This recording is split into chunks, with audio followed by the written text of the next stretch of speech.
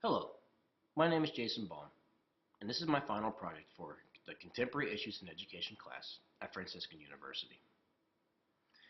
For this project, I will discuss three trends in America's public schools. Those trends are accountability and evaluating teachers, school safety, and the Common Core.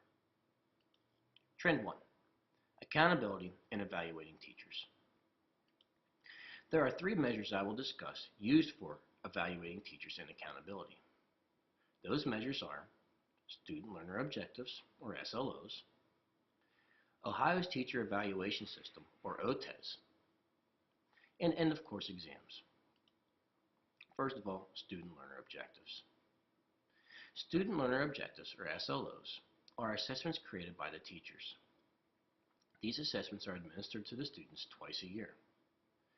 The results of this assessment the first time are used by the teachers to determine what knowledge the students have of the course. It also guides the teacher in what concepts and knowledge to focus on more or less, and for what strategies to use throughout the curriculum.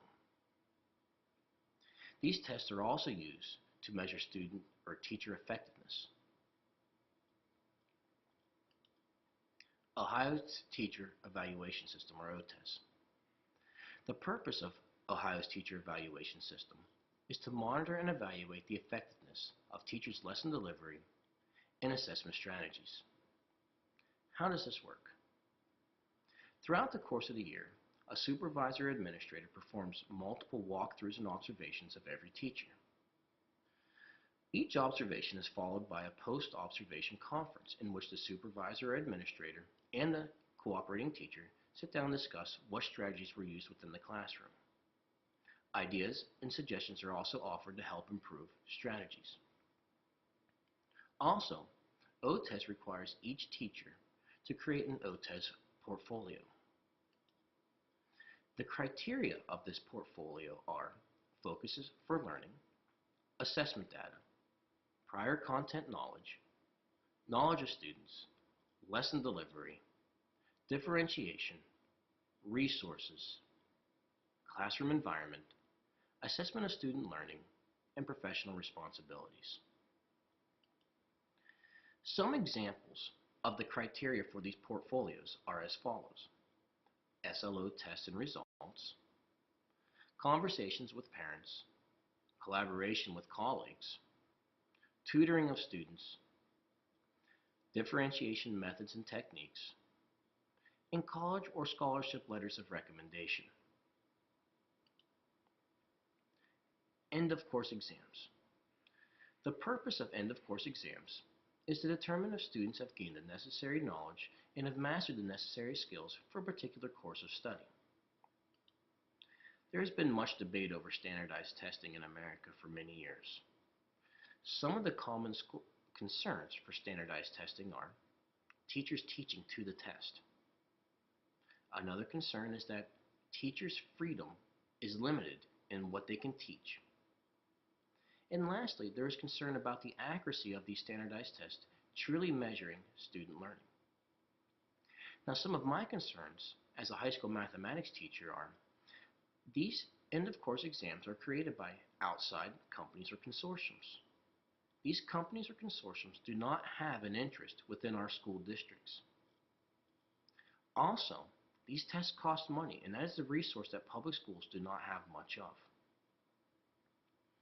There is no availability for student practice of the testing. Many of these end-of-course exams are required to be taken online. Everything that the student will need for the test is provided online, such as a calculator. Without the students having availability to practice these tests prior to the tests, their scores may be diminished. They may not be as true or accurate because of unfamiliarity with the websites and programs. There's not enough answers to educators' questions. Also, this is yet another new policy.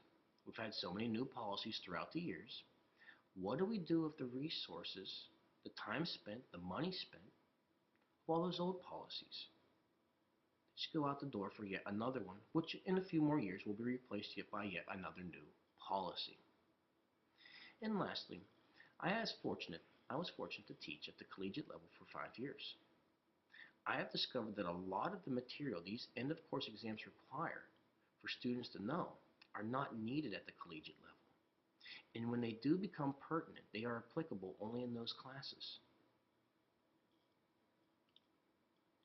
The next trend I want to talk about is school safety. The high school at which I am employed conducts regular fire, tornado, and mass evacuation drills. These drills are used to ensure the safety of our faculty and our students. We have also recently created and instituted a new technology policy. These technology policies are to better ensure student safety and well-being throughout the school day. And lastly, we have adopted ALICE training. ALICE is an acronym for Alert, Lockdown, Inform, Counter, and Evacuate. The people who conduct this training come to our school district and inform all the faculty and the students of what occurs in an active shooter event. After this knowledge is conveyed, information and knowledge is passed on to both the faculty and the students on how to handle such situations. To better ensure our student safety, our school district practices scenarios throughout the year.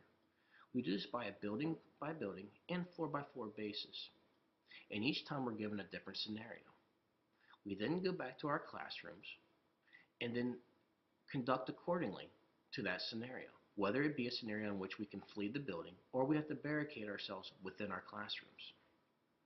Each time we have done this, my students have performed very, very well, which has given me some peace of mind in this type of scenario.